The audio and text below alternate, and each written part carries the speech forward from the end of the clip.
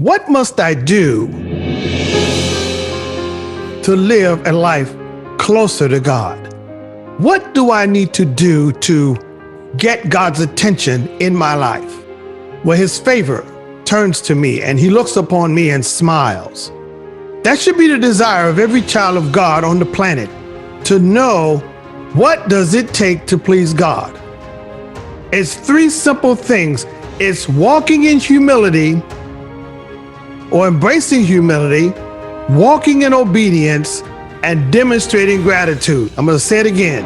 Being a person of humility, walking in obedience, obedience to what you know, obedience to what you've been instructed to do.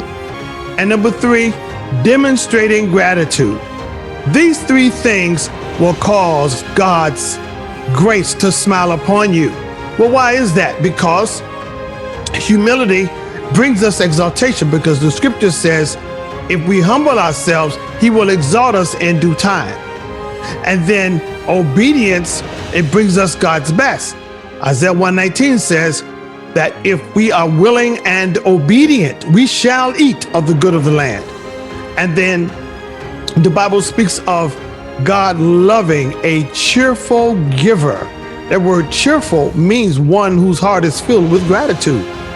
So he loves one who does and gives in a spirit of thanksgiving, of gratitude, of appreciation, of thanksgiving at all times, in all things. So each of these things has a fragrance in the nostrils of God. Why is that? Because it is a part of his nature. It's a part of his makeup. It's a part of who he is.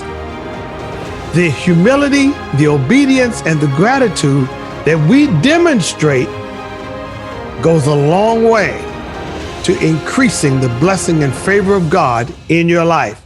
So what I'm saying is, since we desire to attract the good in this life, we desire to draw into our world the things that are loving and good and magnificent, with virtue and praise and things that give us an excellent quality of life, it makes sense to become those things, because you can only attract what you've got inside of you.